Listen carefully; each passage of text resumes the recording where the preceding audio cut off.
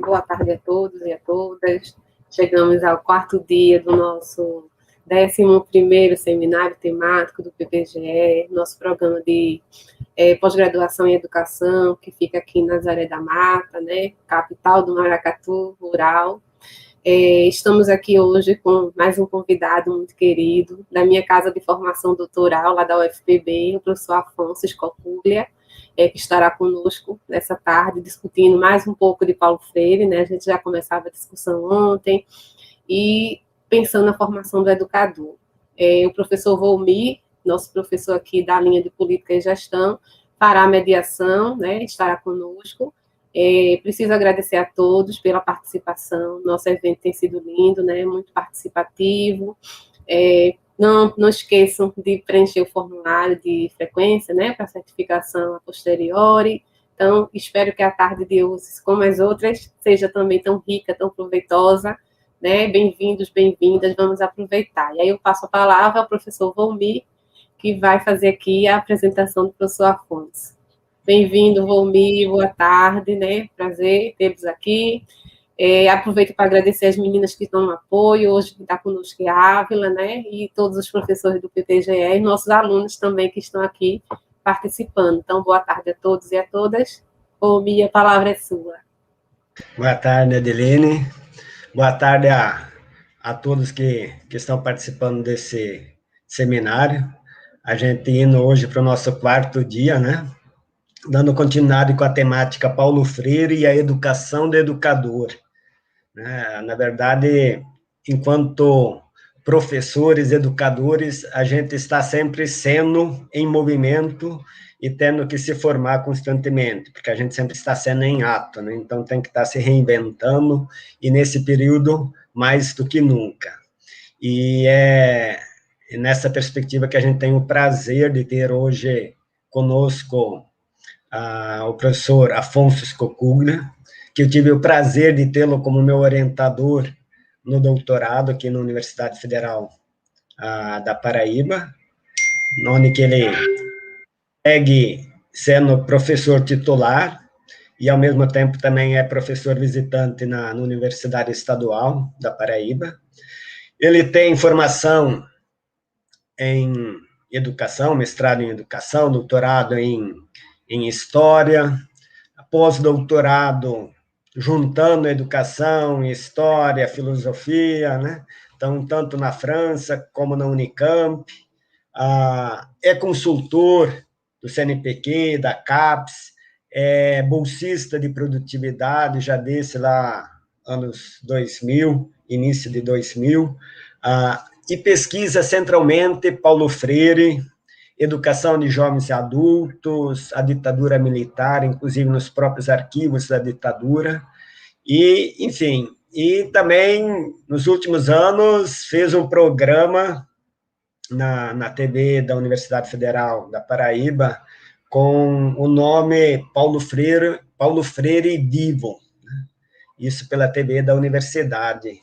E, enfim, ele vai poder falar mais desse programa, onde que ele tem 30 aulas sobre Paulo Freire, que estão aí sendo assistidas, estão disponíveis, mas, enfim. Então, Afonso, hoje, dentro de 1 hora, mais ou menos, vai escolher para nos brindar com, né, algumas abordagens que ele considera importantes nessa perspectiva da formação do professor. Afonso, seja bem-vindo, e a palavra está com você. Eu quero inicialmente agradecer à Universidade de Pernambuco e vocês, Volmir, Adilene, pelo convite.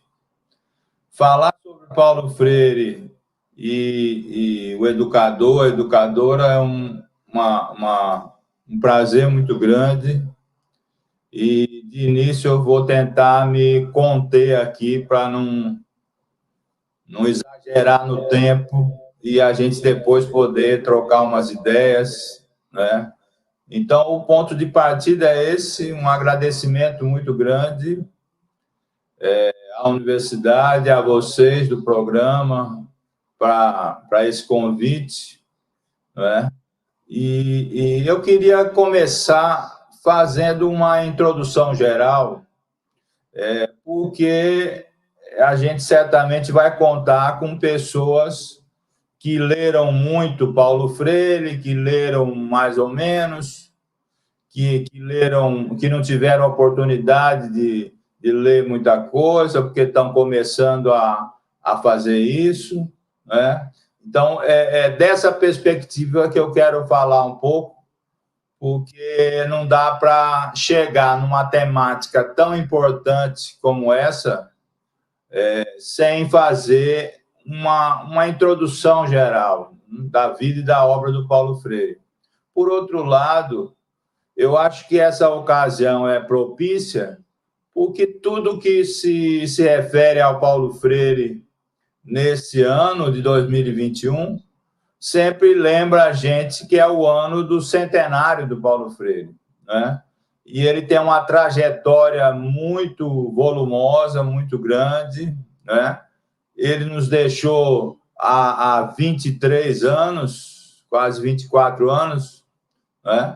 E nessa trajetória que começa lá nos anos 40, 50, em Recife, e depois vai até São Paulo, a PUC de São Paulo, a Unicamp, os títulos de doutor honoris causa, né? O reconhecimento mundial desse educador, né?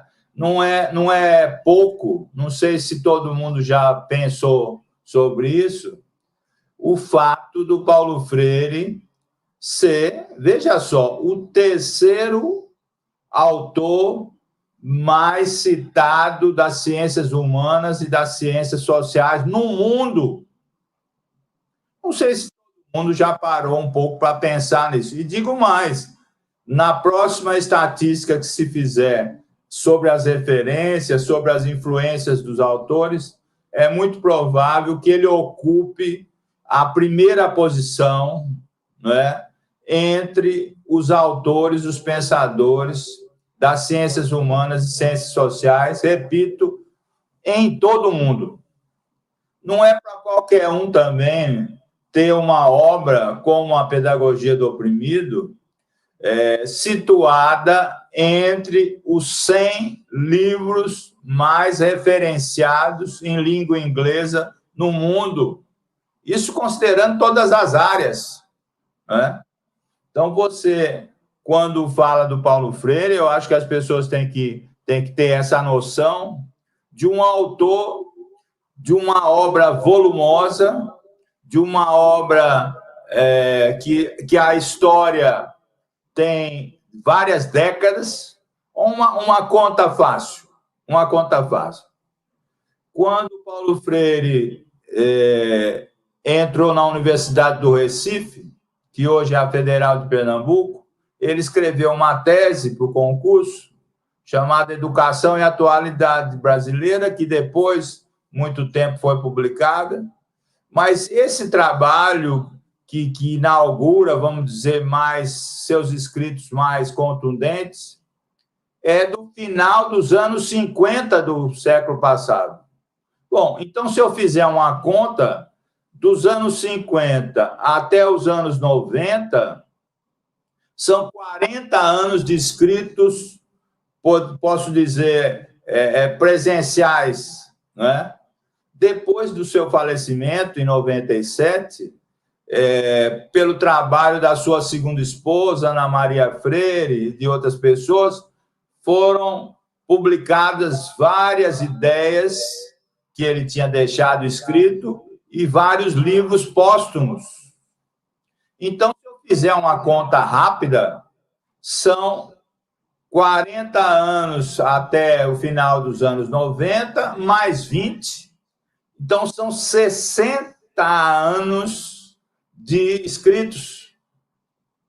Eu quero começar daí, porque quando alguém disser para você que o Paulo Freire é simples, que é um autor fácil, pode saber que a pessoa está equivocada. O Paulo Freire tem um pensamento complexo, como diz o Edgar Morin, né? Um pensamento composto da pluralidade de várias áreas, lógico, focado na educação, não é? Mas ele, por outro lado, ele é um autor que levou a questão do diálogo ao máximo. Não é que ele recomende só para os outros dialogar, para aprender, não é? Não é só a recomendação de uma pedagogia dialógica, mas ele colocou o diálogo como um pressuposto, como uma parte da sua vida, da sua existência. Sabe por quê? Porque ele nunca se achou um autor fechado, completo, no sentido de que não tem mais nada para falar. Ao contrário, a obra dele nos ensina uma humildade científica muito interessante, porque esse é um autor que se declarou em toda a vida que era sua obra, seus escritos, precisavam de complementações, não é? E ele mesmo fez isso, não é? Ele usou vários autores que se destacaram ao longo da sua obra, dezenas e dezenas de autores, não é? E por outro lado, teve uma fase da sua obra que ele resolveu fazer livros dialógicos, livros com outras pessoas, não é? São muitos, são dezenas de livros, não é? Então, é muito importante a gente entender tudo isso. Estamos diante do centenário de um autor respeitado em todos os continentes do mundo, não é? Lido em todos os continentes, em várias línguas traduzido, não é? Um autor que chega, como eu disse no começo, a ser um dos primeiros autores mais citados das ciências humanas e das ciências sociais. Um autor que é base para estudos sobre educação, pedagogia, no mundo todo. No mundo todo. Na Ásia, na África, na Europa, na América do Norte, na América do Sul, etc. Não é? Ele é um autor de referência. Vocês sabem também que, ultimamente, nos últimos 2 anos, ele tem sido muito criticado por pessoas que certamente acho que não tiveram muito tempo para ler o Paulo Freire, não é? E o criticam sem saber do que estão falando, com suas posições até de ódio, não é? Alguns falaram já no ano passado ou anterior em queimar os livros dele, né? Embora a gente não esteja mais na Inquisição, se deixar, tem gente que gostaria de queimar os livros do Paulo Freire. E a gente tem que perguntar por quê. Por que esse autor, que é referenciado em todo o mundo, incomoda tanto, não é? Aqueles que, assim como na ditadura militar de 64, ele foi exilado, passou 16 anos exilado, não é? Quer dizer, as ditaduras, os autoritários não conseguem entender, claro, não conseguem aceitar o Paulo Freire. Por quê? Por quê? Né? Pelos seus conceitos, para responder de maneira bem objetiva. Quais são os seus principais conceitos? Bom, ele fala de liberdade, de diálogo, de consciência crítica, não é? De uma pedagogia, de uma escola democrática. Então, há alguém que defende sempre o diálogo, repudia o autoritarismo, não é? Se bateu sempre pela liberdade ou pela libertação, depois que ele começou a se aproximar da teologia da libertação, não é? Esse é um autor que desde o começo pega a questão da democracia como uma defesa profunda, não é? É um autor, por exemplo, que hoje em dia, num país cheio de polarização, de ódios, de pessoas autoritárias, não é? Certamente vai incomodar uma série de pessoas, não é? Uma série de pessoas. Quem defende a ditadura, o autoritarismo, armas, enfim, o autoritarismo, não pode gostar do Paulo Freire mesmo, né? Quer dizer, analisar não podem, porque nunca leram Paulo Freire, né? Teve lá um ministro da Educação, que já saiu, tá fora, ainda bem, que criticava abertamente o Paulo Freire e depois confessou que nunca tinha lido Paulo Freire, né? Nem a orelha de um livro do Paulo Freire, né? Então, o Paulo Freire, ele desperta, eu queria colocar nesse começo aqui, de um lado, vamos dizer, o ódio dos autoritários, dos ditadores, etc., etc., né? E, por outro lado, tem uma outra coisa importante, não é? O outro extremo disso é uma série de pessoas que tomam o Paulo Freire como guru, não é? Algumas pessoas gostariam que ele fosse santificado. Algumas pessoas fariam como é que se diz? Uma campanha no Vaticano para existir São Paulo Freire, não é? E eu acho que isso é muito ruim também. É um equívoco muito grande, né? Se essas pessoas que o idolatram pensarem que estão ajudando o seu legado, a sua continuidade, estão redondamente enganadas, não é? Definitivamente, eu acho que a gente tem que pensar o Paulo Freire como um cientista da educação. O que é um cientista? É aquele que vai para a prática, testa as suas coisas, vê se as coisas dão certo, pesquisa, não é? Vê algumas coisas que não dão mais certo, substitui. E o Paulo Freire tem essa atitude durante toda a vida. Aliás, para vocês do programa de pós-graduação, Paulo Freire é alguém que nos ensina muito sobre pesquisa, não é? Ele tem um brilhante livro, que eu gosto, um dos que eu mais gosto, com Antônio Faundes, que se chama Por uma Pedagogia da Pergunta. E podia ser por uma pedagogia da pesquisa, não é?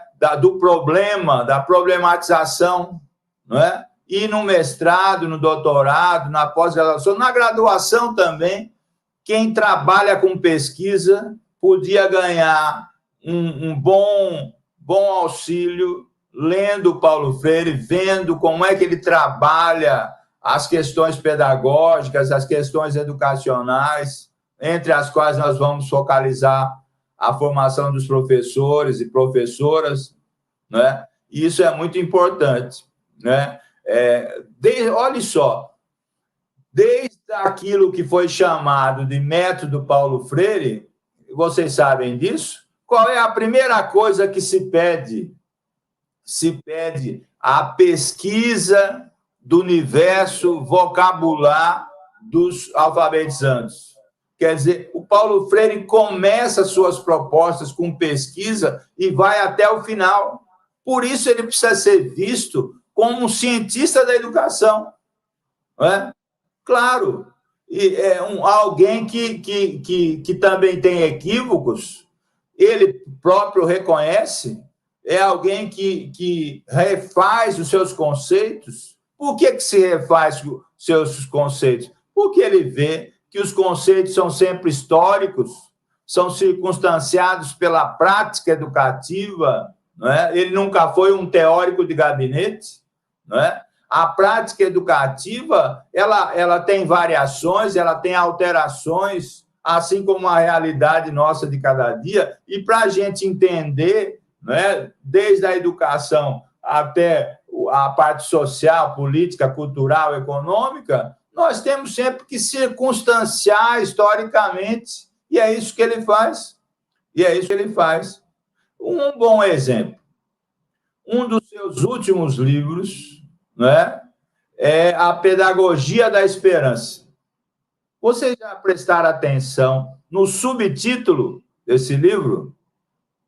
O título é Pedagogia da Esperança, né? O subtítulo é Um Reencontro com a Pedagogia do Oprimido.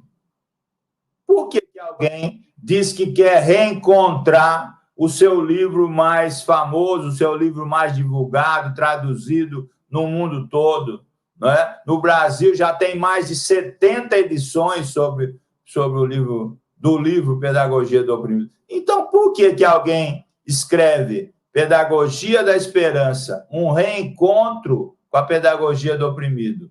Ele faz isso justamente porque entre a pedagogia do oprimido escrita na segunda metade dos anos 1960 e a pedagogia da esperança já escrita nos anos 90 do século passado, lá se vão quase 30 anos. As coisas mudaram, não é? E conceitos que estão colocados nos anos 60, né, alguns continuam a vigorar, a ser importantes, outros não. E ele nunca teve nenhum problema em se autocriticar e dizer que esse ou aquele conceito precisa ser alterado, complementado, justificado de maneira mais intensa, etc. Né? Então, isso é muito importante para entender o Paulo Freire. Não é? Eu insisto, o Paulo Freire não é alguém que tem uma literatura, uma produção escrita simples, ele combina muitos autores, ele combina de um filósofo tão importante como Álvaro Vieira Pinto, por exemplo, um dos filósofos brasileiros mais importantes, de onde ele começou a trabalhar o conceito de conscientização. Né? O Álvaro Vieira Pinto escreveu um livro, Consciência da Realidade Nacional, né? Aliás, Consciência e Realidade Nacional. Né? E o Paulo Freire veio usar essas conceituações dele.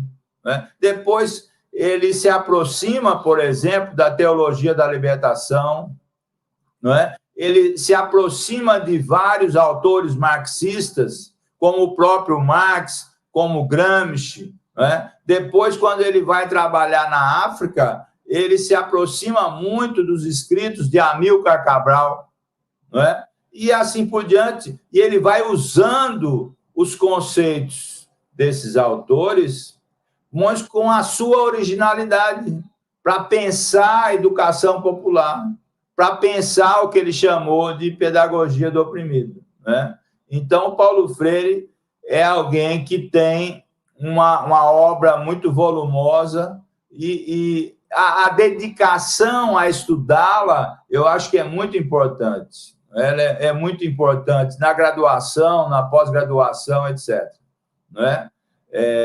Eu tenho feito sistematicamente isso, e desde já, para quem não conhece, depois a gente vai colocar o link aí para isso, não é? Tem várias coisas para recomendar, todas as que eu vou recomendar por facilidade, até nesse momento de pandemia, dificuldade, etc., estão disponíveis na internet, no YouTube, etc., para as pessoas que se interessarem em aprofundar algumas coisas do Paulo Freire. Né? Isso eu acho que é fundamental. Eu acho que todo o trabalho, toda a palestra, toda a conferência sobre o Paulo Freire precisa ter essa introdução.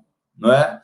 Inclusive, muitos livros do Paulo Freire estão disponíveis na internet, inteirinhos.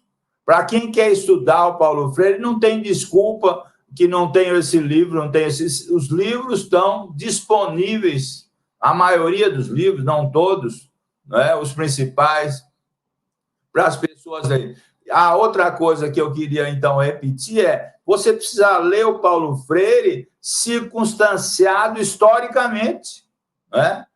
É como se eu tivesse uma composição de vários Paulo Freire, né?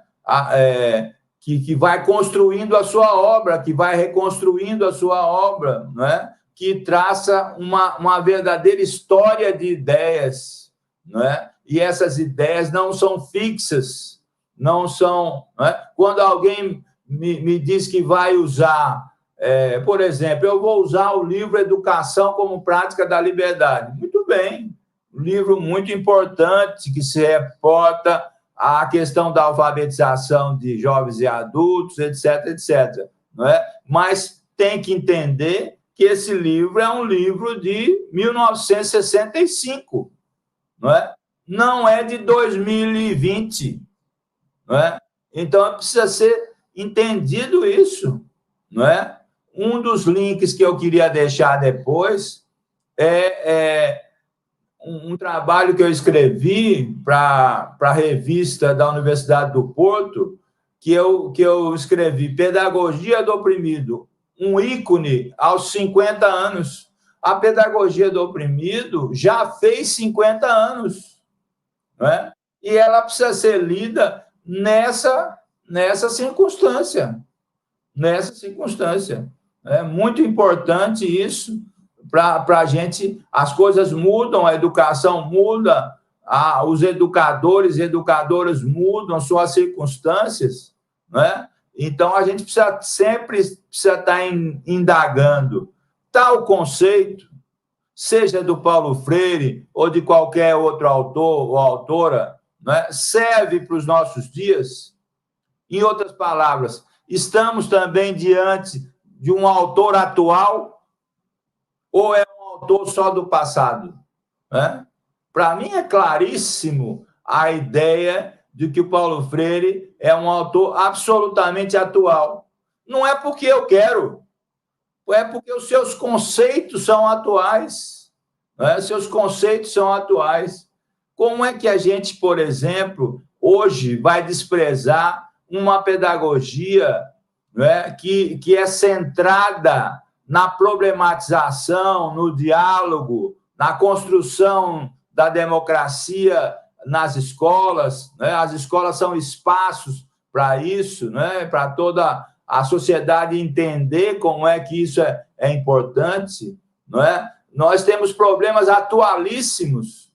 Por exemplo, as denúncias e mais denúncias de uma sociedade violenta e racista como a nossa, não é? Como é que a gente vai trabalhar isso? Será que vai insistir na violência? Vai comprar armas, por exemplo, para resolver isso? Claro que não. Por isso você vê que uma pedagogia como a do Paulo Freire, que remete ao diálogo, à consciência crítica, a entender, a ter como é que a gente vai entender o nosso tempo, ela se torna muito útil e muito atual. Eu queria, inclusive, chamar outra atenção de um fato que eu praticamente não vi comentários da importância dele. Veja só, um desviozinho para a gente entender. Quando passou o século XX para o século XXI, portanto, há 20 e poucos anos atrás, no final do século XX, a Unesco, que é a parte da ONU que cuida da educação e da cultura, resolveu reunir dezenas de professores, especialistas em educação, pesquisadores do mundo todo, para fazer duas coisas. Pensar o que tinha sido a educação do século XX e prospectar a educação do século XXI.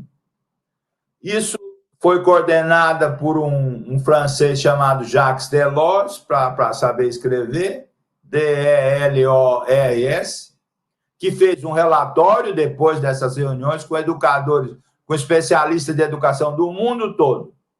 Esse relatório no Brasil saiu num livro chamado Educação, um Tesouro a Descobrir.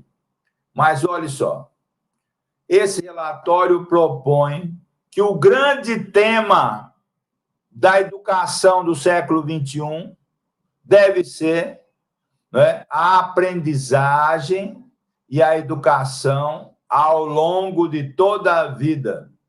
O direito que as pessoas têm, desde a sua mais tenra idade até o final da vida, o direito à educação e à aprendizagem, de todos. Lógico, isso é importantíssimo. Ora, esse é um tema do Paulo Freire desde os anos 50, quando ele se preocupava tanto com a educação, com a EJA, com a educação dos jovens e adultos, com aqueles que não tinham oportunidade de ter ido à escola ou tinham ido rapidamente, saído, etc., que é um problema atualíssimo, né? Então, veja de novo, a Unesco escolhe aprendizagem e educação ao longo de toda a vida como o tema mais importante para a educação do século XXI. E isso vem da onde? Vem do Paulo Freire. Vem do Paulo Freire. Quando esse documento continua com os chamados pilares da educação, não é? Aprender a viver, aprender a ser, não é? Aprender na prática, a trabalhar, a fazer as coisas, são temas do Paulo Freire também. Então, mesmo que essa reunião de especialistas, de cientistas da educação do mundo todo não tenham tido nenhuma intenção de homenagear o Paulo Freire, etc., né? No final das contas, eles elegeram temas centrais da pedagogia da educação do Paulo Freire como o tema mais importante da educação do mundo, não é?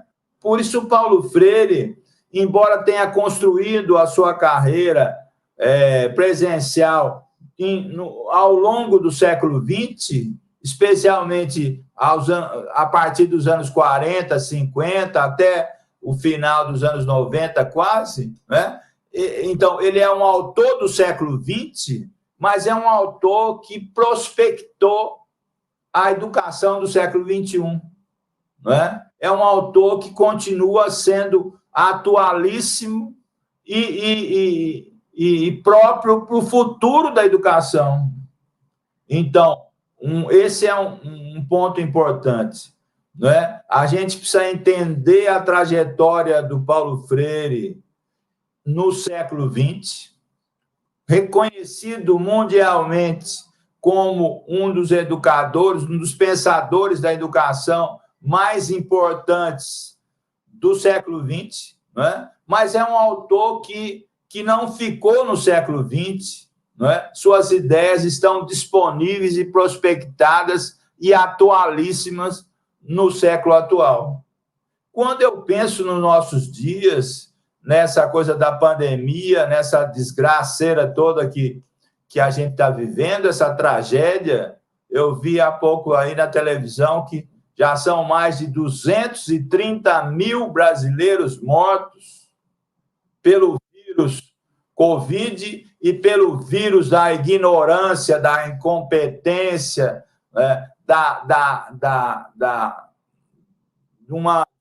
de um desprezo pela vida muito, muito trágico, não é? Com tantas pessoas mortas e doentes, até por falta de oxigênio, etc., coisas da máxima incompetência, não é? Eu lembro o que é que o Paulo Freire serve para a gente pensar o hoje, não é? Se eu pensar, por exemplo, contra o ódio, contra o extremismo, contra a violência, o Paulo Freire vem propor, de novo, o diálogo, a consciência crítica, a democracia como valor importante, inclusive a ser aprendido, né, na escola, né? E eu quero pegar esse gancho para chegar no tema específico, não é? Quer dizer, como é que os educadores e educadoras de hoje, os professores e professoras, sejam professores de qualquer conteúdo, seja de biologia, de matemática, de filosofia, de sociologia, na alfabetização, na EJA, fora da EJA, os professores e professoras educadores, o que é que o Paulo Freire pode ajudar? O que é que o Paulo Freire pode contribuir? Ou melhor dizendo, como é que o Paulo Freire pensou na atuação das educadoras e dos educadores, não é? Quais são os valores, quais são os conceitos, não é? E sabendo que eu repito a ideia que são conceitos atualíssimos, não é? Eu posso resumir isso e algumas características fundamentais. Para o Paulo Freire, por exemplo, não é? O educador e a educadora precisam ser problematizadores dos conteúdos, não é? Sejam eles conteúdos escolares ou não. Não é? Para ele defendeu, já na pedagogia do oprimido, a educação problematizadora, em oposição à educação bancária. Então, os educadores e educadoras que hoje em dia ainda continuam pensando que o seu aluno, o seu estudante, não é, o seu educando, é uma lata vazia para ser cheia de conteúdos, estão equivocados, não é? E ainda mais na nossa época, que tudo está exposto, não é? Você pega qualquer tema, qualquer coisa está exposto, tem aí uma série de disponibilidades, né? O educador e educadora que pensa que hoje vai chegar numa sala de aula como alguém que vai informar o seu aluno daquele conteúdo, não é? Ele está esquecendo que esse conteúdo está vazando por todos os poros, está disponível, não é? Está disponível. Ele precisa entender que ele é um agente cultural, não é? O Paulo Freire, quando quis falar disso, usou muito o Antônio Gramsci. Antônio Gramsci tem um lindo livro chamado Os Intelectuais e a Organização da Cultura, não é? E o Paulo Freire pensa, e está muito certo, que os educadores e educadoras, os professores e professoras são tipicamente intelectuais. Não precisa ter óculos de garrafa para ser intelectual, não. Não precisa ser aquele sujeito que fala tão difícil que ninguém entende nada para ser caracterizado. Intelectual é alguém que trabalha com conhecimento, trabalha com aprendizagem, trabalha com os escritos, trabalha com o pensamento, não é? Trabalha com as ideias. Ora, os professores e professoras são tipicamente intelectuais, não é? Claro que eles precisam pensar como é que vão debater, pensar, problematizar esses conteúdos, em que direção vão fazer isso, não é? Porque tanto a atuação dos professores e professoras como os conteúdos não são neutros. Eles sempre marcam posições, não é? Tem várias coisas. Por exemplo, você, para fazer isso, precisa entender que, para o Paulo Freire, o educador e a educadora são mediadores do processo do conhecimento, não é? São interlocutores dos seus alunos para que os seus alunos, os seus educandos, aprendam. Não aprendam no sentido de serem repito, uma lata vazia que vai chegar lá o professor a professor e colocar conhecimento nessa lata vazia. Não é? Por isso que ele depende tanto, junto com a educação problematizadora, contra a educação bancária no sentido de depósitos, não é? Uma educação que seja da pergunta, da pesquisa, não é? Que tenha no diálogo, não é? entre educandos, educadores, entre educandos em si, entre professores, entre si, né? Uma chave importante, né? No sentido de um crescimento recíproco, né? O professor também aprendendo cada vez mais, né? É como diz a Unesco lá, que diz aprender a aprender, né? Aprender a fazer, né? Aprender a viver juntos, aprender a ser mais humano, né? Que são teses, no fundo, do Paulo Freire, né? Então, o educador, a educadora é mediador do processo de conhecimento. Lógico, se ele...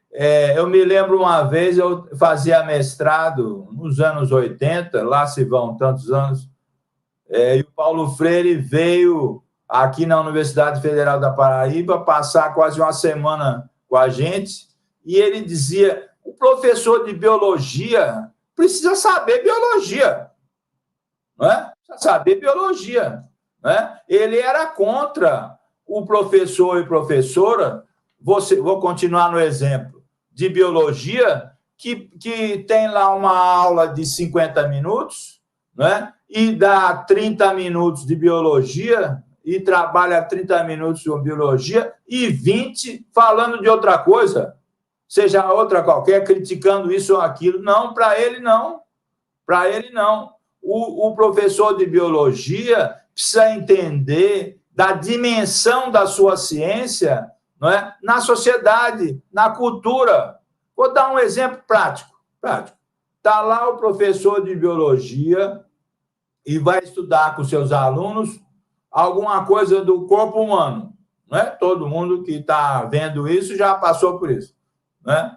Bom, tá bom. O corpo humano tem lá cabeça, tronco e membro, aqueles ossos horrorosos de guardar o nome, etc, etc. Mas corpos humanos não existem em si mesmos, como se diz, isoladamente. Os seres humanos são seres que vivem, convivem, crescem, etc., em interação com outros. Eles não vivem isolados, eles vivem em sociedade. Então, corpos humanos se relacionam com a cultura, com a sociedade, com os outros indivíduos, né? E a biologia, só para continuar no exemplo, não é uma coisa isolada, não é? E isso é muito importante, né? Por outro lado, eu posso pensar, com o Paulo Freire, que nada na vida, no trabalho dos educadores e das educadoras se desligam da política. Eu não estou falando do Congresso Nacional, da Câmara ou da vereador, etc. Eu estou dizendo da questão dos direitos, da cidadania, da troca de ideias, das posições que cada um tem que ter, né? Os conteúdos não são neutros. Vou dar um outro exemplo. O professor de história vai trabalhar a escravidão no Brasil. Bom, como é que ele trabalha isso sem colocar o seu posicionamento sobre isso? O que é que representou a escravidão? O mínimo que eu posso dizer é que ela é a fundadora e a fabricante do racismo brasileiro, que continua tão atual. Você hoje não vê um jornal, não lê um jornal, vê na televisão alguma coisa de atos racistas, não é? Quer dizer, a escola, a educação é um espaço, não é? Para se entender isso, não é? De onde é que vem esse racismo tão vigoroso na sociedade brasileira? Vem da escravidão, vem da história, não é? O Brasil foi o último país importante a terminar com a escravidão, terminar formalmente, não é? Porque os escravos, os escravizados foram jogados ao mundo até a gente chegar hoje a essa tragédia brasileira da desigualdade, né? Quem é que está na ponta principal dessa desigualdade? Os descendentes dessa história, não é? Os sobreviventes dessa história, né? Então, uma coisa é você estudar a escravidão de qualquer jeito, com datas, entanto aconteceu isso, etc. A Isabel fez isso, fez aquilo. A outra coisa é você, junto com o seu estudante, com o seu aluno, problematizar, dialogar sobre a escravidão para entender até que ponto ela é produtora do nosso racismo, que está longe de ser exterminado, de ser colocado para baixo. Não é? Quer dizer, coisas da história que aparentemente terminariam no século XIX, não terminou coisa nenhuma. Ela está presente na nossa sociedade. Hoje, por exemplo, em tempos de pandemia, quem é que está sofrendo mais? Quem é que está morrendo mais? Os que foram produzidos nessa história marcada pela escravidão e por tantas desigualdades, né? É por isso que, para o Paulo Freire, o educador, a educadora, no sentido da cidadania, dos direitos, precisa ter sua posição sobre isso, não é? Dentro do conteúdo que ele ministra, seja história, seja matemática, seja biologia, seja o conteúdo qualquer, né? Quer dizer, ele precisa ter a técnica, precisa ter a especificidade da sua ciência, né? Mas ele precisa ter, fazendo uma junção, uma consciência do mundo em que ele vive, né? Ele precisa ser competente, sim, na sua especificidade, não é? Ele precisa ser um autor que, ao mesmo tempo, conheça o específico do que ele trabalha em sala de aula, fora de sala de aula, mas saiba ligar esse específico a toda a sua... Precisa saber, então, dialogar com o social, com a parte política, a parte cultural, etc. Por falar nisso, uma questão absolutamente atual, posso dizer tristemente atual, que é a cultura no Brasil, não é? É outro tema central do Paulo Freire em toda a sua obra, não é? Ele começa falando de ciclos de cultura. Por que ciclos? Porque o conhecimento não deve ter fim, não deve ser uma linha, não deve ser uma vertical, mas precisa ser um ciclo de debate sobre a cultura, não é? Então, para ele, educação é, acima de tudo, ação cultural, não é? Quando a gente vê um país que maltrata, que despreza, que pisoteia tanto a cultura em todos os seus níveis como o nosso, não é? Nós precisamos entender que, junto com esse pisar na cultura, esse desprezo pela cultura, não é? Vai junto o desprezo pela formação educacional, etc. Quem é que pode, não é o único, quem é que pode ajudar a reverter isso? É aquela coisa lá que dirige a FUNAT, por exemplo, que quer tirar os negros principais da importância da história, não é? É o atual secretário de Cultura, que não entende nem de novela, imagina de... Não. Quem tem que ver isso, quem tem que atuar sobre isso, são professores e professoras, não é? São educadores e educadoras. A cultura, a ação cultural, como diz o Paulo Freire, é muito importante na atuação, não é? Por outro lado, o educador é alguém que está aberto à aprendizagem, não é? Aí vai um conceito. Se você pensa que já acabou, que já sabe tudo, vou falar bem simples, que o seu conhecimento já chegou num nível mais... Está enganado, não é? Os professores e professoras precisam aprender todo dia. Todo dia. O trabalho deles é de ensino, mas é sem desligar, de aprendizagem. Claro que a gente, quando fala sobre isso, vê, por exemplo, as dificuldades, as imensas dificuldades dos professores e professoras que vão de salário a condições de trabalho, não é? Mas eles são agentes culturais imprescindíveis. Quando os professores e professoras jogarem a toalha, como se diz, desistirem da sua importância, da sua relevância, aí o negócio está perdido, né? Se os professores e professoras, com todas as dificuldades, repito, né, desanimarem, acharem que tudo não vale mais a pena, aí a gente vai ter que estar muito mais preocupado com o nosso futuro, né? Os professores e as professoras são co-ajudantes, vamos dizer assim, construtores da cidadania e dos direitos humanos, né? Eu que gosto muito de história, gosto de repetir isso.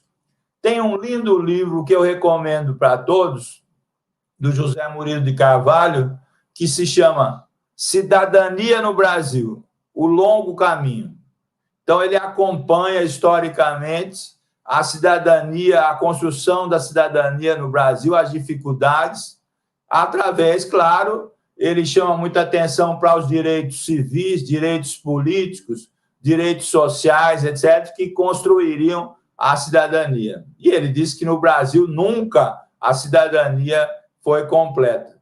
Quando chega logo no começo do livro, né, na minha edição aqui na página 11, ele diz textualmente: as ações que abrem as portas para a aquisição dos direitos que levam à cidadania, essa porta se chama educação popular. Para ele, a educação popular é quem abre as portas para a cidadania, para os direitos, para a conquista dos direitos. Ora, estamos diante do principal autor do que se chama de educação popular, né? Quando a gente vê uma afirmação de um historiador como essa, do José Murilo de Carvalho, dizendo que é a educação popular que abre as portas dos direitos e da cidadania, e ele tem razão, eu lembro imediatamente que o principal propositor, influenciador, escritor, pensador, em resumo, de educação popular, seja na América Latina, seja no mundo todo, se chama Paulo Freire, né? E os professores e professoras, a meu ver, precisam estar atentos a isso, né? Uma coisa que o Paulo Freire sempre repetiu é que os professores e professoras precisam ser rigorosos cientificamente, né? Num país que tem dirigentes que atacam tanto a ciência, não é? Mais uma parte para os educadores e educadoras atuarem. Ao contrário, a ciência é que nos ajuda a sair dos principais obstáculos, e agora a gente está vendo isso com vacina, etc., não é? Quer dizer, diante de uma mortandade como essa, de uma tragédia mundial, o que é que pode melhorar? O que é que pode salvar vidas? A vacina. Quem é que fez isso? Cientistas. Não é? Não é esses estúpidos que pregam o negacionismo, ou a terra plana, etc., etc. Não é? Quer dizer, quem resolve as coisas... E é aí que o Paulo Freire pode ajudar, como um cientista, não da biologia ou da sociologia, mas embora ele trabalhe sociologia também, mas um cientista da educação, um cientista da educação que tem que ter a humildade suficiente para que reconheça que o conhecimento é uma coisa que vai se fazendo, se construindo. Junto com o conhecimento vem a consciência, tanto para educandos como para educadores e educadoras, né? Isso é muito importante. Por outro lado, não é? Professor e professora trabalham num ambiente que, segundo Paulo Freire, precisa de muita amorosidade, de muita afetividade, não é? de muita interação, não é? Num mundo onde a cognição, não é? E a sua justiça, não é? Impactam a justiça social. Não existe, como diz o Boaventura de Souza Santos, não existe justiça social sem justiça cognitiva. E quem é que trabalha com cognição? Não é? Educadores e educadoras. Não é? Então, os papéis, não é? dos educadores e educadoras no mundo de hoje, principalmente mais ainda nessas dificuldades atuais, é de construção, não é? Da cidadania, da humanização cada vez maior, não é? Da esperança também. Não é? Quando ele escreve, por exemplo, Pedagogia da Esperança, esse é um livro, só o título, não é? Já tem uma importância.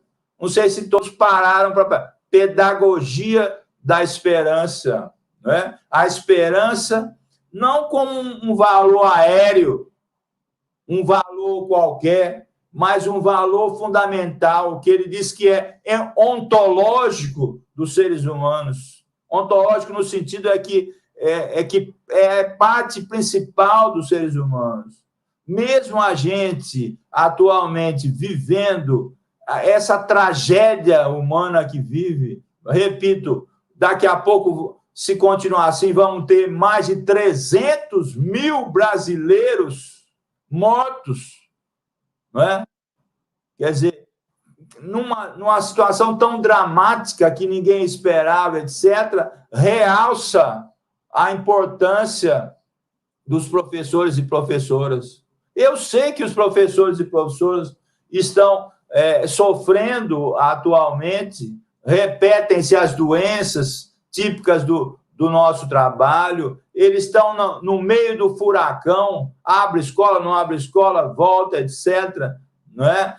Aprendendo a dar aula remota, etc., uma série de coisas novas, mas a gente precisa, mais do que nunca, não é? Apoiar, admirar,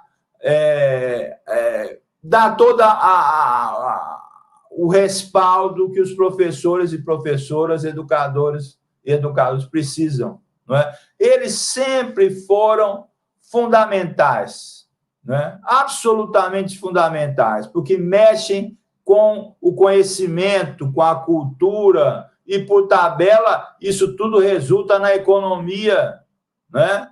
Quer dizer, isso é fundamental numa sociedade melhor, etc. Mas eu gostaria de dizer, e a gente não pode, hoje nós estamos há quase ou mais de um ano dessa tragédia, dessa pandemia, onde os educadores e educadoras, sejam escolares ou não escolares, porque nós não fazemos educação só na escola, não é? Ganharam uma importância ainda maior. Não é? Claro que nós todos olhamos para o esforço que o pessoal da saúde, não é? E em todos os espaços a gente tem que agradecer esse pessoal tão dedicado, não é? Correndo todos os riscos, muitos morrendo, etc. Não é? Eles são absolutamente chaves, muito importantes. Estão no topo da importância da sociedade e da ciência nos dias de hoje. Não é? Mas logo, os educadores e educadoras também têm um papel muito importante. Não é? Quando, por exemplo, no nosso país, hoje, tem um bando de gente ainda falando que não vai tomar vacina, que não deve tomar vacina, tem aí um papel educativo, não é? De tomar vacina. Por quê? Porque ela salva, porque ela foi feita por cientistas, não é? Cientistas do mundo todo, inclusive brasileiros. Não é? Então, cada vez mais, a gente vê a importância do papel da educação, da pedagogia, das escolas, das universidades, de todos os níveis de educação e de escolarização, e dentro dessas instituições estão as pessoas mais importantes. Quem são? São os professores e professoras. Alguém que está vendo isso aqui acha que o Brasil algum dia vai dar certo sem valorizar professores e professoras? É impossível. Não há registro histórico num mundo onde a educação e os educadores e educadoras tenham tido papel menos importantes. Eles são decisivos, eles são absolutamente decisivos para que se possa ter um mundo melhor, um país melhor, não é? E essa formação, essa atuação tem no Paulo Freire alguém de muita atualidade, não é? Bom, eu fui me entusiasmando aqui e não marquei o horário, mas já estou vendo aqui que a gente passou quase 1 hora pelas minhas contas aqui, né? E se deixar, eu vou falando até amanhã, porque pensar sobre Paulo Freire é uma coisa que me move, que faz minha profissão ser melhor, etc. Eu fui um sortudo nesse sentido, quando, no meio da minha profissão, descobri o Paulo Freire e ele tem dado uma ajuda muito grande para a nossa profissão e para a gente ser melhor como pessoa, etc. Eu queria, para encerrar, depois nós vamos perguntar, falar, etc., não é? Dizer outra coisa. Para quem vai se interessar em ler o Paulo Freire, eu queria, inclusive, que os colegas da Universidade de Pernambuco colocassem, não sei se é na tela ou no chat, algumas recomendações de escritos meus para a gente seguir, não é? Mas isso ou vai pelo chat ou vai aqui pela tela, não sei, mas vai chegar em vocês. Eu queria dizer, primeiro, para quem se interessar, eu tenho um livro que está na 7ª edição, e a 7ª edição foi feita em e-book, que está disponível gratuitamente esse. Deixa um pouquinho aí. A história das ideias de Paulo Freire e a atual crise de paradigmas. Ele está livre, está gratuito para você baixar no seu computador, não é? Agora, interessante é que quando você vai vendo o livro, chega na página 6 do livro, ele está linkado, ele está conectado com 30 vídeos. Nós fizemos 30 vídeos sobre as obras do Paulo Freire para a TV UFPB, estão também disponíveis no YouTube, não é? Mas que estão acoplados com esse livro, não é? Então, eu recomendaria que as pessoas dessem uma olhada e, especificamente, esses 30 vídeos, como o professor Volmir disse no início, nós colocamos num programa chamado Paulo Freire Vivo. Então, é fácil. Basta você abrir o YouTube e, dentro do YouTube, colocar Paulo Freire Vivo. E aí vão aparecer, se vocês puderem ver. Já está aí. Essa tal de tecnologia é boa demais. Olha só. Aí vocês estão vendo na tela, basta colocar no YouTube Paulo Freire Vivo. Vão aparecer 30 vídeos, de preferência estudá-los em sequência, vídeo 1, 2, 3, aí no que está aparecendo não estão em sequência, né? Mas tem vídeos, por exemplo, como esse primeiro, sobre o método Paulo Freire, que já tem mais de 30 mil visualizações. Isso nos dá uma alegria, uma satisfação muito grande, né, de ver um trabalho da gente ter 30 mil acessos. E muitas vezes são professores que pegam esses vídeos para trabalhar com seus alunos.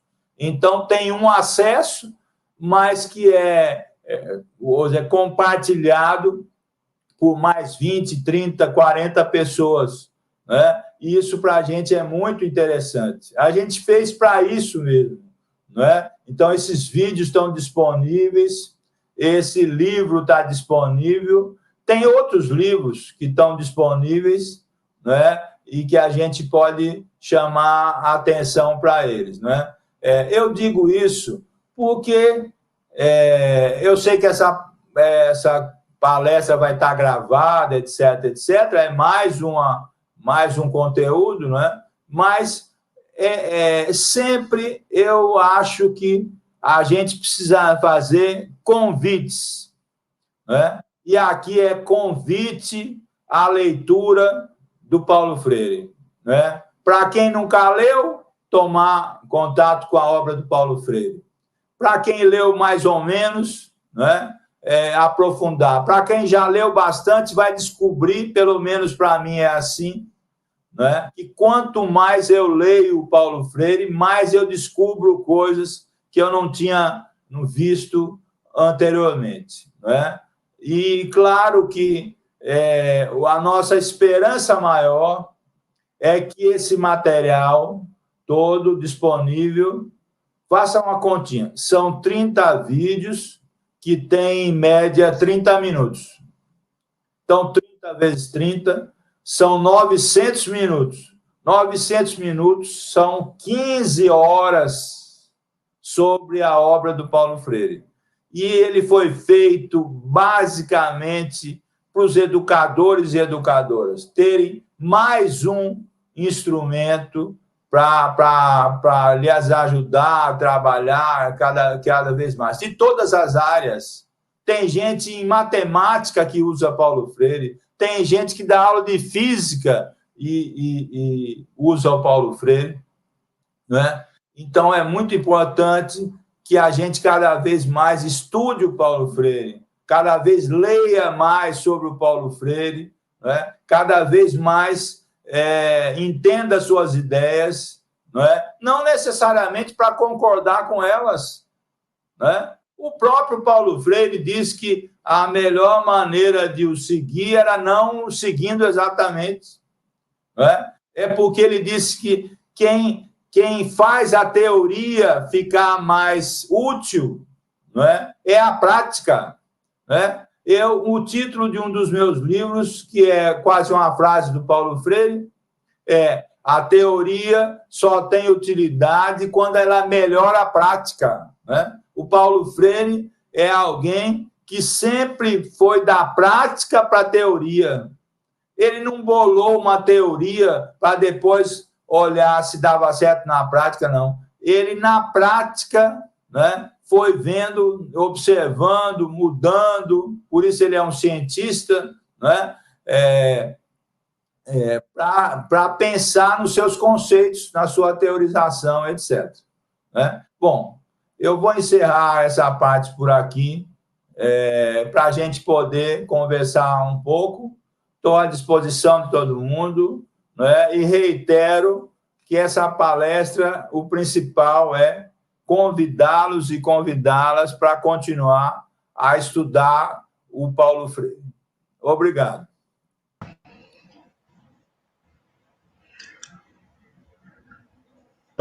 Afonso, muito obrigado por essa brilhante...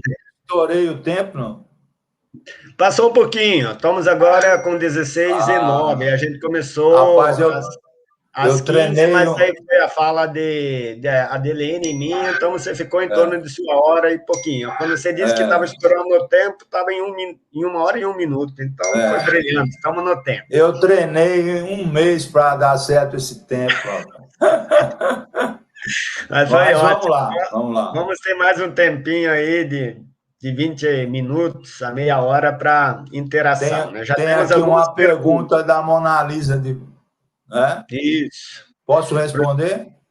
Bora. Vamos primeiro lê-la, vai que, né? Já está na tela.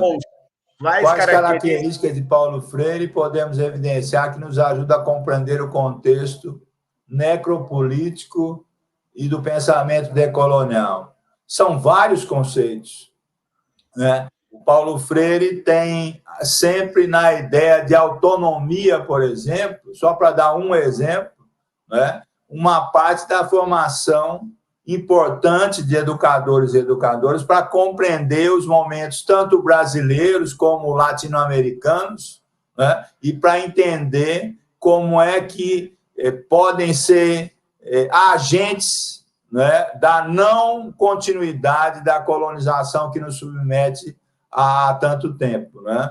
As características do pensamento do Paulo Freire remetem a isso desde os primeiros trabalhos que ele faz, tendo como grande contexto, né, a América Latina. Tanto os trabalhos feitos aqui no Brasil, antes do começo da ditadura, como depois os trabalhos feitos no Chile, e depois ele vai trabalhar na Europa, e da Europa vai trabalhar na África. Então, esses contextos de grandes colonizações, né, ele atua, e os seus conceitos são muito importantes para entender e para se mover nesse contexto, né? O trabalho na África é um bom exemplo sobre isso. Ótimo. Temos outra questão da professora Carmo. Tem como projetar aqui? Senão posso ler. Eu já vou lendo aqui, enquanto isso ela vai projetando. Maria do Carmo é professora do programa e ela diz o seguinte e pede o seguinte, né? O golpe jurídico, midiático, parlamentar contrariou muito o processo de educação popular e inclusiva. Vem corroendo a escola como uma instituição social.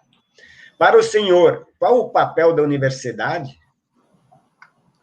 Eu não tenho dúvida que o papel da universidade é fazer uma formação de professores e de educadores, pensando nesse sentido, que seja cada vez mais uma formação, repetindo Paulo Freire, conscientizadora, dialógica, democrática, conteudista também, no sentido de formação especializada, né? Acho que, na mesma esteira do que eu falei, da importância dos professores e professoras hoje, eu falo para a universidade. A universidade tem um papel decisivo e, em parte, ela está exercendo isso. Se você, por exemplo, mais uma vez pegar essas questões da pandemia, né, todos os principais cientistas brasileiros e lá fora estão ligados à universidade, não é? São professores de universidades, não é? Você vai lá, a vacina de Oxford, está falando de uma universidade. Se você vai falar da Fiocruz no Brasil e na Butantan, são ligadas às universidades, não é? Só para ser um exemplo atual. Na formação dos profissionais, é muito importante, não é? Eu não vou desprezar as universidades particulares, mas acho que as universidades públicas, federais, estaduais, como, por exemplo, a Universidade de Pernambuco, têm um papel muito importante, na minha visão, ainda mais relevante quando a ciência, quando o conhecimento, não é, ganha adversários, inimigos tão grandes como esses que estão por aí, no topo do Brasil, no caso, reforça o papel de quem trabalha com ciência, com conhecimento, etc. E basicamente, isso tem uma grande participação das universidades. Certo. Tem aqui uma pergunta na tela. Da professora Cleide Ferraz. Ótimo. Cocúlia, o que você poderia expor sobre possível aproximação entre Freire e o pensamento do sociólogo Basil Bernstein? Basil Bernstein. Exato. A recontextualização pedagógica. Eu queria primeiro começar a dizer, aliás, é uma coisa que eu quero trabalhar em novos vídeos e livros, etc. Estou nessa continuidade agora, é a quantidade e a qualidade dos interlocutores do Paulo Freire. Então, eu fiz um artigo, está disponível na revista Filosofia e Educação da Unicamp, 2018, e foi publicado também em inglês nos Estados Unidos, que eu chamei Bases e Conexões do Pensamento do Paulo Freire, ou as interconexões do pensamento do Paulo Freire. Algumas conexões foram feitas por ele mesmo e evidenciado no seu livro, nos seus livros.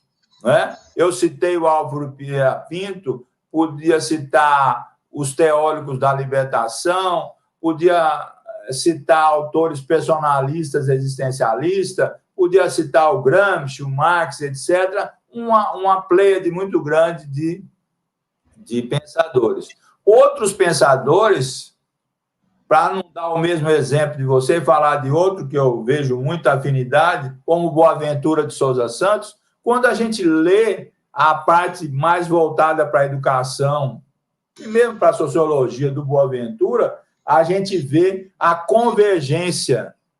E Basil Bernstein é outro autor que já existem trabalhos que mostram uma convergência, não o Paulo Freire citando explicitamente, mas uma convergência de autores. E essa questão, eu vejo essa questão da recontextualização pedagógica como fundamental para melhorar cada vez mais o trabalho de professores e professoras. A pedagogia precisa ser recontextualizada permanentemente. Os contextos precisam ser, vamos dizer, palcos, locais das mudanças pedagógicas, das adaptações pedagógicas. Agora, para dar um exemplo prático, como é que a gente vai fazer, já que essa pandemia não vai acabar logo? Nós estamos, não é que não existia, mas a gente descobriu cada vez mais a importância de trabalhar pedagogicamente, como a gente está fazendo aqui, à distância. Como é que a gente vai trabalhar isso? Como é que a gente vai fazer com o auxílio do Paulo Freire, do Bernstein e de outros autores, essa recontextualização, esse novo contexto da pedagogia, do aprendizado, dos ensinamentos, etc. E nisso, é repetitivo, mas precisa dizer, e nisso os educadores e educadoras, os professores e professoras são absolutamente chaves. Ótimo. Tem mais uma pergunta aí de Tânia. Não sei se consegue projetar, se não posso ir lendo por aqui. Será que é a minha amiga Tânia Dantas? Regina Dantas, exatamente. Ela minha amiga lá da UNEB, da Bahia. Uma educadora de jovens e adultos da maior qualidade. Importantíssima. Então, ela diz, querido Afonso, que bom lhe ouvir falar com tanta ênfase sobre as ideias de Freire. Queria que você falasse sobre o conceito de inédito viável que Freire aporta. Muito grata. Para o Paulo Freire, o inédito viável, vamos nas palavras. inédito, né, o que não existe ainda, mas que é viável, né, que se aproxima da utopia. Para ele, o inédito viável se constrói na denúncia e no anúncio, né? Se constrói na crítica, mas também nas propostas de que, tanto para a educação como para a sociedade, as coisas melhorem, né? Quando a gente, às vezes, fala de utopia, tem gente que diz, isso é utópico. Para o Paulo Freire, o que é utópico hoje pode ser concretizado a posteriori. Por isso que o trabalho de professores e professoras, como, por exemplo, a professora Tânia, só para dar um exemplo forte nesse sentido, é muito importante para a conquista do que hoje ainda não foi concretizado, mas que tem chances e possibilidades de ser construído num futuro próximo. Aí eu acho que a educação toda brasileira, ela sempre precisa caminhar para um inédito viável. Inédito viável, ou seja, ela está numa circunstância, numa situação de tanta deteriorização, de tanta negatividade, né? E ela pode chegar a ser uma das alavancas para a mudança social no Brasil, né? É isso que o Paulo Freire pensa como inédito viável. Eu queria repetir mais uma vez. Os conceitos do Paulo Freire não foram para ser vistos e lidos uma vez só, né? Então, o inédito viável é um dos conceitos mais interessantes e mais importantes e que mostram como o Paulo Freire permanece atual. Tem vários comentários aqui, Afonso, mas eu queria também colocar... Bom, aqui já apareceu, né? Um momento... Eu ia fazer uma pergunta nesse sentido. Vamos lá para que aparece aqui. O momento é de polarização e de ataque às ciências e aos professores. Freire sempre defendeu o posicionamento político e também o diálogo, a democracia. Que orientação ele diria ou daria, eu acho, para melhor lidar com esse momento? A resposta como se diz, é imediata. Investir cada vez mais nos professores e professoras, no sentido tanto das suas condições de trabalho como da sua consciência, né? Eles podem ser, vou usar um termo, a consciência do mundo, né? Os professores e professoras têm uma contribuição absolutamente decisiva, né? Não são só eles, claro, não são só eles, mas eu acho que democracia se aprende na escola, não ser racista, ou melhor, ser antirracista, se aprende na escola, né? Ou seja, os valores das diferenças que constroem os direitos da democracia, os direitos da cidadania, são trabalhos pedagógicos, educativos, né? E, com certeza, o Paulo Freire tem uma grande contribuição a dar nesse sentido. Eu posso dizer que esses valores, esses conceitos, percorrem toda a obra dele, né? Quando se eu falar só dos títulos dos livros.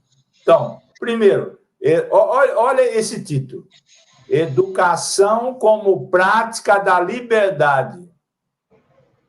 Não? Educação como prática da liberdade, né? Depois, conscientização, ação cultural para a liberdade, né? Educação e mudança, né? Depois, pedagogia da esperança, né? E você vai vendo cada livro, cada obra, é isso que a gente tentou fazer nos vídeos, né? Esses conceitos aparecerem e serem reconstruídos, sendo atualizados, etc., etc., né? O Paulo Freire, por exemplo, com o conceito de conscientização, ele percorre várias etapas da sua obra, da sua trajetória, mas ele vai reconstruindo. Ele primeiro começa falando de conceito de realidade nacional, vindo lá do nacionalismo desenvolvimentista do Brasil, lá nos anos 50 e começo dos anos 60. Depois ele já fala da passagem da consciência ingênua para a consciência crítica. Então, ele fala de uma transição, não é? De estágios da consciência. Mas ele também fala de consciência de classe, não é? E ele também, depois, nos mostra o que é que ele pensa numa prática educativa, não é? Sobre o que ele poderia dizer, a consciência das múltiplas subjetividades que estão presentes numa prática educativa, né? Então, o Paulo Freire é muito importante nessa construção, seja da democracia, seja do anti-autoritarismo, né? Seja do respeito às diferenças, o respeito aos direitos, especialmente das camadas populares. Ok. Tem uma outra pergunta aqui, de Adeilson Florencio. Por que Paulo Freire é tão odiado e perseguido pela elite? Bom, acho que é até fácil de compreender. Vamos começar da história. Paulo Freire, quando veio o golpe militar de 64, foi exilado e passou 16 anos exilado pela ditadura, né? Por quê? Porque suas ideias remetiam a um Brasil mais consciente, um Brasil modificado, a uma educação democrática, uma sociedade que desse oportunidade para todos e que, em resumo, uma sociedade que precisava ser transformada não só, mas inclusive pela educação, né?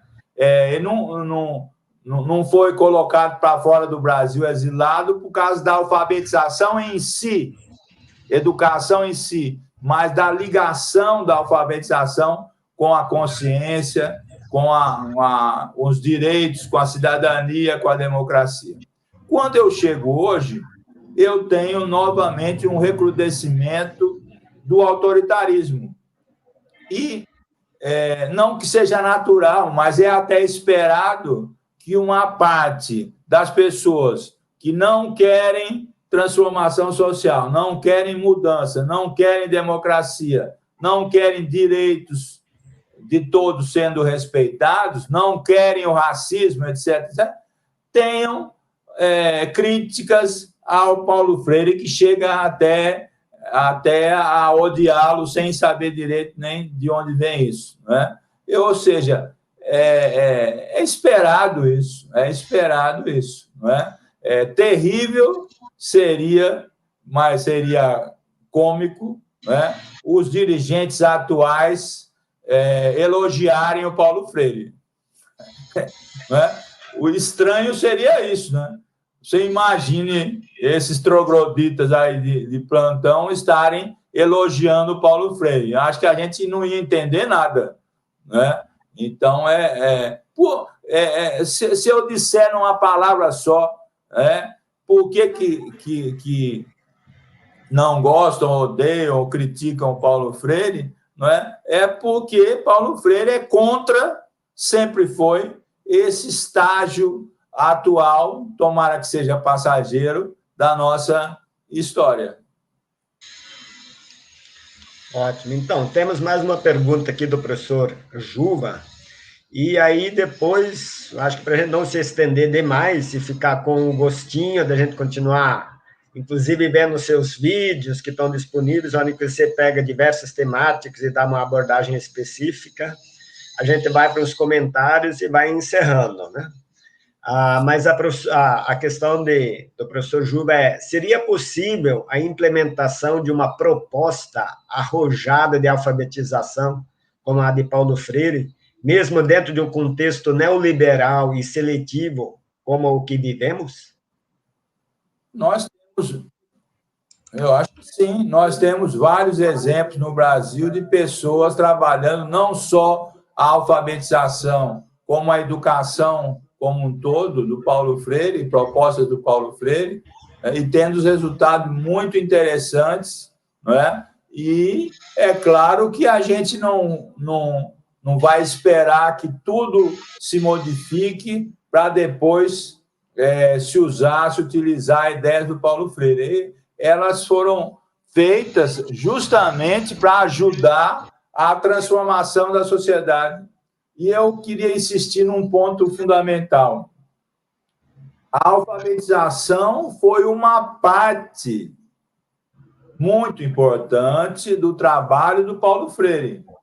Ele é reconhecido mundialmente não só pelas suas propostas de alfabetização, do que ficou conhecido como método Paulo Freire, etc., mas como pensador da educação, né?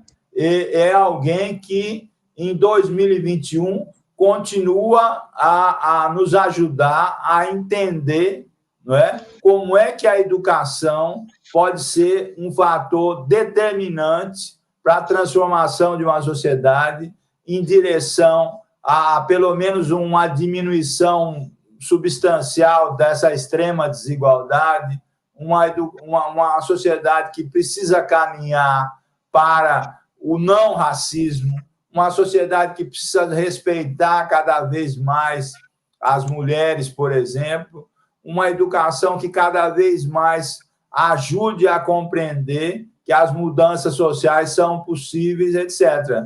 É claro que num cenário como o de hoje, se tem dificuldade em fazer o contra, né? Fazer o contrário disso, né? Mas nem por isso vai se deixar de investir, não só no Paulo Freire. Uma outra coisa interessante que eu queria repetir, o Paulo Freire, por tabela, nos ajuda a compreender outros autores que ele dialoga e que são convergentes com as suas propostas. Então, mais uma contribuição do Paulo Freire é que quando você lê o Paulo Freire, quando você vai para a prática com o Paulo Freire, você vai com o Paulo Freire e com vários autores que ajudaram a construir o seu pensamento.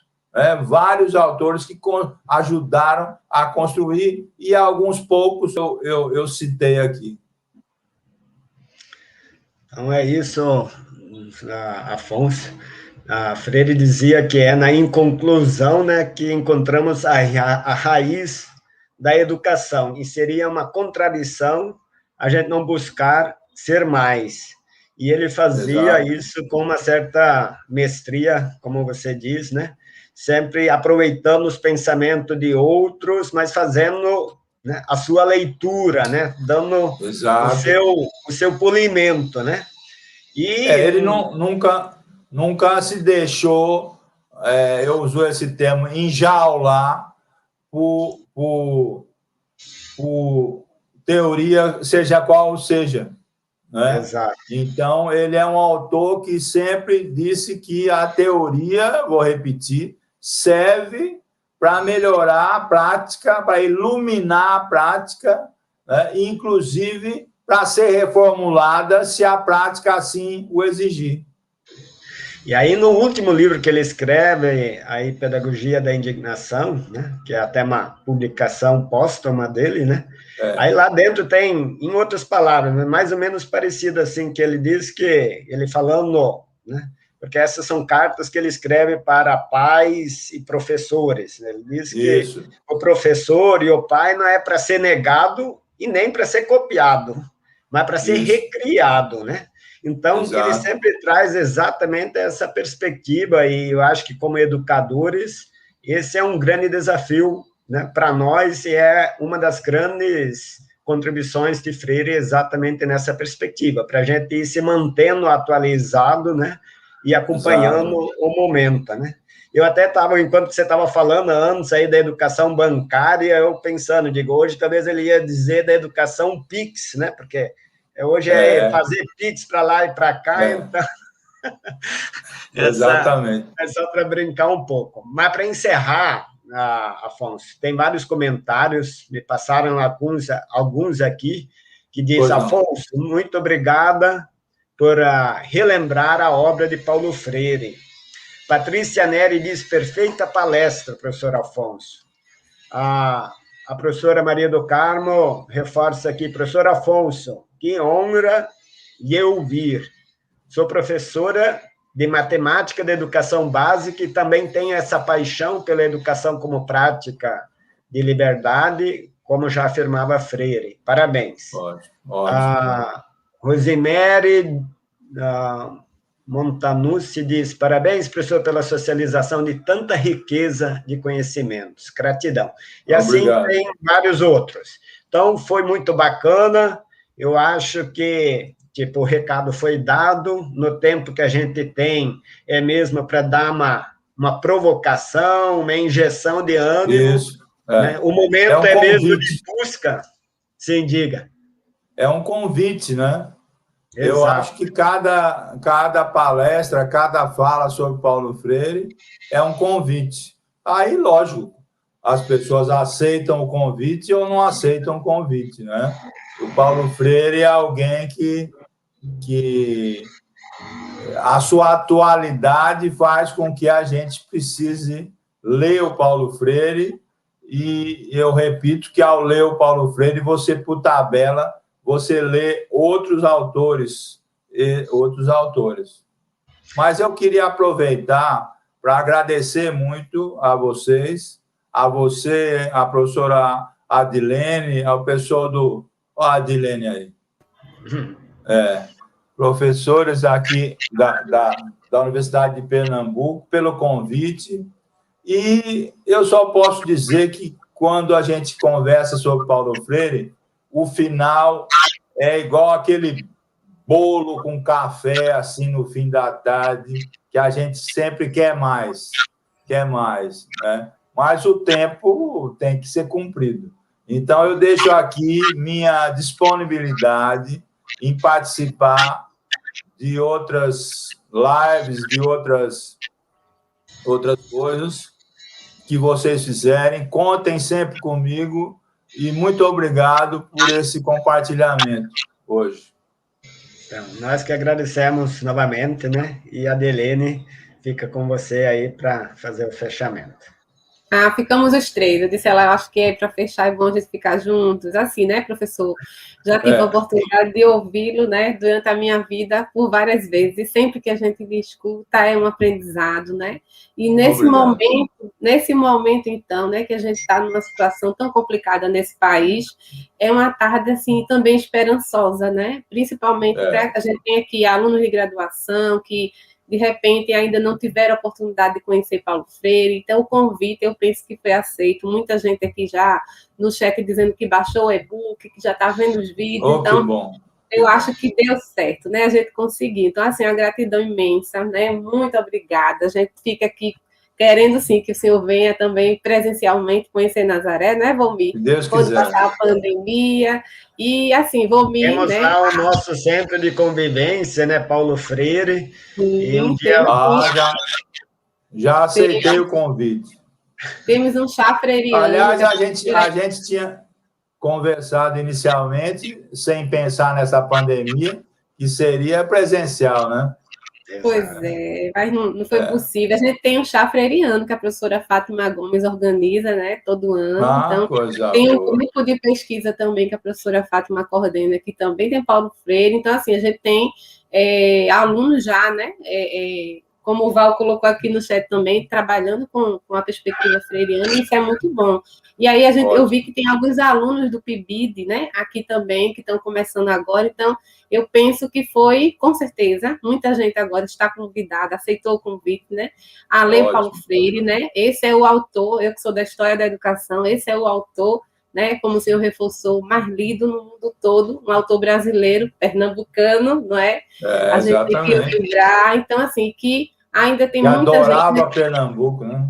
Pois é, assim como O grande problema do Paulo Freire no exílio foi ficar longe de Pernambuco e de Recife.